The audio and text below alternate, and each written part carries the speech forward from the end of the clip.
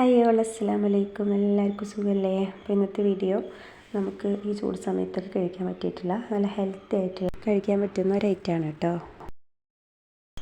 ഇത് നമുക്ക് കുട്ടികൾക്കാണെങ്കിലും വലിയവർക്കാണെങ്കിലും ഈ ചൂട് സമയത്ത് കഴിക്കാൻ പറ്റിയിട്ടുള്ള ഐറ്റമാണ് കേട്ടോ. അപ്പോൾ ഇതെങ്ങനെ ഉണ്ടാക്കുന്നതെന്ന് ഞാൻ പറഞ്ഞുതരാം.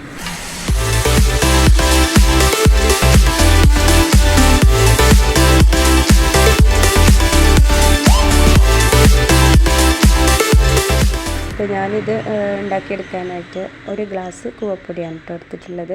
ഒരു ഗ്ലാസ് കൂവപ്പൊടി എടുത്ത് അതിൽ 2 കപ്പ് വെള്ളം ഒഴിച്ചിട്ട് കലക്കിയെടുക്കുകയാണ് കേട്ടോ.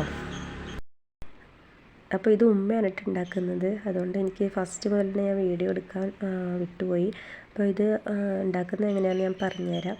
അപ്പോൾ ഈ പൊടി നല്ലപോലെ ഇങ്ങനെ കലക്കിയെടുത്തിട്ട് അതിലേക്ക് മധുരത്തിന് ആവശ്യമായിട്ടുള്ള ശർക്കര ഇട്ട് കൊടുക്കണം കേട്ടോ. ഞാനിവിടെ ഒരു 5 അച്ച് ശർക്കരയാണ് എടുത്തിട്ടുള്ളത്. പിന്നെ അതിലേക്ക് ആവശ്യമായിട്ടുള്ളത് ഇതുപോലെ തേങ്ങയാണ് കേട്ടോ. തേങ്ങ ഇളനീര് പോലെ അധികം മൂപ്പില്ലാത്ത തേങ്ങയാണ് കേട്ടോ ഇവിടെ എടുത്തിട്ടുള്ളത്.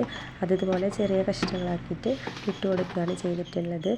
അങ്ങനെ അതെല്ലാം ചേർത്ത് കൊടുത്തതിന് ശേഷം വേണം ഇത് ഗ്യാസിൽ വെച്ചിട്ട് ഇങ്ങനെ കുറുക്കിയെടുക്കാനായിട്ട് കേട്ടോ.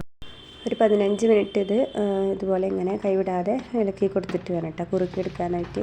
അപ്പോൾ ഇതുപോലെ ഇങ്ങനെ ഒരു ബ്രൗൺ കളറായിട്ട് വരും കേട്ടോ, നല്ലൊരു ബ്രൗൺ കളറായിട്ട് വരും. അപ്പോൾ നമുക്ക് പെട്ടെന്ന് തന്നെ തയ്യാറാക്കി എടുക്കാൻ പറ്റുന്ന ഹെൽത്തി ആയിട്ടുള്ള നല്ല ഈസി ആയിട്ടുള്ള ഒരു പായസം റെസിപ്പിയാണ് കേട്ടോ ഇത്.